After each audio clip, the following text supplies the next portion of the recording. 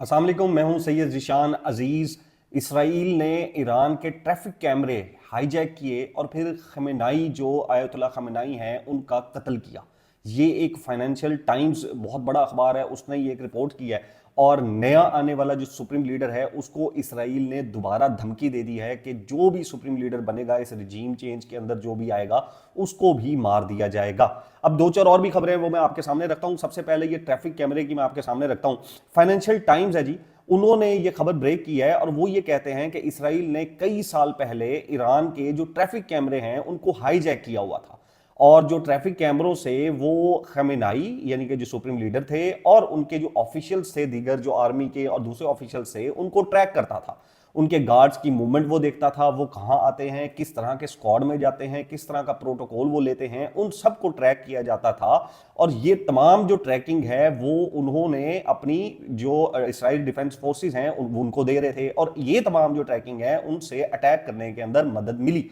अब इसके ऊपर एक और भी रिपोर्ट आई थी, वो ये रिपोर्ट ये कहती थी कि यूएसए जो है उसने क्लॉड एआई का यूज किया है सुप्रीम लीडर को कत्ल करने के लिए। अब क्लॉड एआई की सिंपल सा मैं आपको बता देता हूं कि वो पिक्चर्स,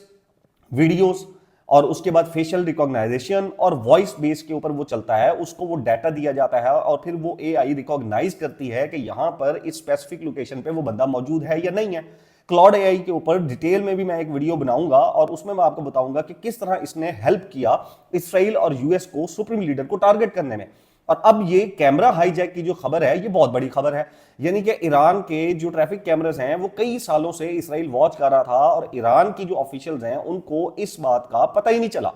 और अब जो सुप्रीम लीडर की शहादत के बाद जो सुप्रीम लीडर के बेटे हैं मुश्तबा खामिनाई जो हैं वो उनको सुप्रीम लीडर बनाया जा रहा है और वो जो है उनके ज्यादा चांसेस है बनने में। तो इसराइल ने अब दोबारा से ये धमकी दे दी है कि सुप्रीम लीडर को कत्ल करने के बाद जो भी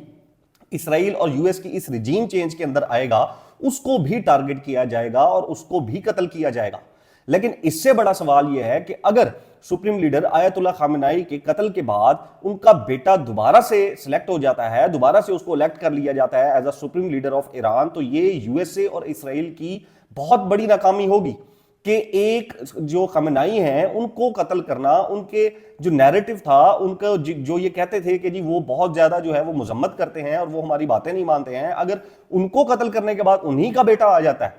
उन्हीं का बेटा जिसने अपना पूरा खानदान खो दिया, तो वो कैसे यूएसए और इसराइल की रिजीम का हिस्सा बनेगा या इनके जो सामने जो है वो झुक जाएगा? तो ऐसा तो नहीं होगा। तो ये यूएसए के लिए एक बड़ी जो है वो नाकामी का बाइस बनेगा।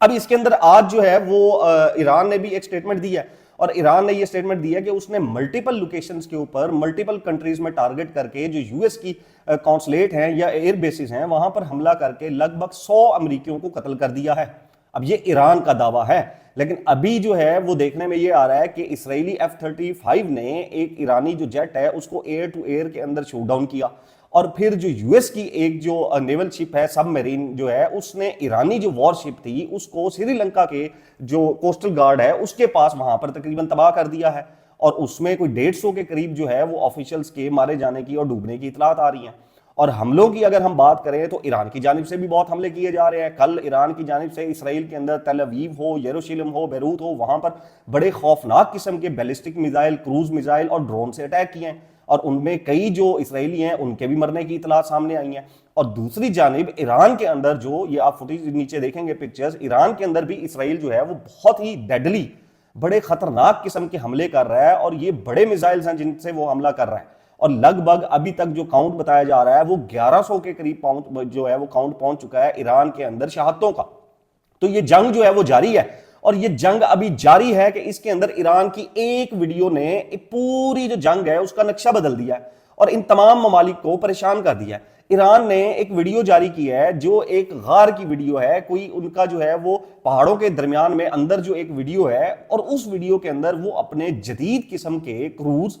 उसके बाद बैलिस्टिक और ड्रोन मिसाइल्स जो हैं वो दिखा रहा है और देखने में ये लग रहा है कि वो हजारों की तादाद में है और ऐसा लग रहा है कि ईरान कोई पिछले 30-40 साल से लगभग जो है वो कुछ भी नहीं कर रहा था सिवाय मिसाइल बनाने के। अब इस मिसाइल की आप पिक्चर्स भी नीचे देख रहे होंगे, ये वीडियो भी सोशल मीडिया के ऊपर बहुत वायरल है। इसको देखने के बाद जो इंटरनेशनल डिफेंस एनालिस्ट हैं वो ये कहते हैं कि अगर वाकई ये सच है अगर वाकई ईरान के पास इतने मिसाइल हैं तो ये इसराइल, यूएसए और मिडल ईस्ट को बहुत टफ टाइम देगा और ये जंग फिर कई महीनों तक जारी रह सकती है। और अभी जितने भी इंटरनेशनल न्यूज़पेपर हैं वो सब यही कह रहे हैं कि मिडिल ईस्ट के पास इस वक्त जो एंटी मिसाइल है, जो इंटरसेप्शन के लिए जो मिसाइल्स हैं वो कम होते जा रहे हैं और वो ज्यादा से ज्यादा 4 से 5 दिन या एक हफ्ते से ज्यादा इसको बर्दाश्त नहीं कर सकेंगे और उसके बाद जो है वो ईरान की फतह हो जाएगी। और अभी जो वॉर स्ट्रेटेजी है वो भी यही चल रही है ईरान की तरफ से और मिडिल ईस्ट की तरफ से भी या इसराइल की तरफ से भी, जो दुनिया देखती है वो ये कहती है कि इस वक्त या तो ईरान जीतेगा या फिर ये तमाम ममालिक जीत जाएंगे। इस वक्त स्ट्रेटेजी ये है कि देखते हैं कि सबसे पहले ईरान के पास मिसाइल खत्म होते हैं या फिर मिडिल ईस्ट के पास एंटी मिसाइल के लिए जो मिसाइल हैं, जो इंटरसेप्शन के लिए जो मिसाइल्स हैं वो खत्म होते हैं। जिसके पास मिसाइल सबसे पहले खत्म होंगे वो ये जंग हार जाएगा। अब ईरान ने जो वीडियो दी है उस वीडियो के मुताबिक तो ये लग रहा है कि ईरान के पास हजारों जो है वो मिसाइल्स हैं और ईरान तो पता नहीं कितने सालों से बैठा ये तैयारी कर रहा था कि कब उसकी जंग होगी और कब वो ये मिसाइल मारेगा। और नेटो ने और तुर्की ने आज एक स्टेटमेंट दिया है जहां पर मुझे लगता है कि ईरान गलत कर रहा है कि एक जो मिसाइल है वो तुर्की के एयर स्पेस की तरफ जाता हुआ दिखाई दिया गया, जिसको नेटो ने इंटरसेप्ट करके वहां पर उसको खत्म कर दिया, शॉट डाउन किया। अब अगर ईरान नेटो के मेंबर्स जो ममालिक हैं उनके ऊपर अटैक करता है तो फिर इस जंग के अंदर जो है वो यकीनी तौर पर नेटो को भी कूदना पड़ेगा।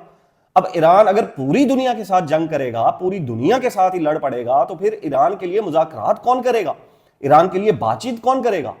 अभी जितने वो मिसाइल मार रहा है उसके अंदर अगर देखा जाए तो ईरान का भी बहुत नुकसान हो रहा है, ईरान के अंदर भी बहुत शहादतें हो रही हैं। और इसराइल के अंदर अगर देखा जाए तो इसराइलियों ने अपनी जिंदगी में इतनी बम्बार्डमेंट कभी नहीं देखी। इसराइलियों की जो वीडियो सामने आई हैं उसमें वो चीख रहे हैं, उसमें वो रो रहे हैं। और वहां पर जहां ईरान ने जो टारगेट किया है, उनके जो टाउन्स है वहां पर भी ईरान ने टारगेट किया, जो फुटेजेस जो आ रही हैं और वहां पर लोग मरे हैं।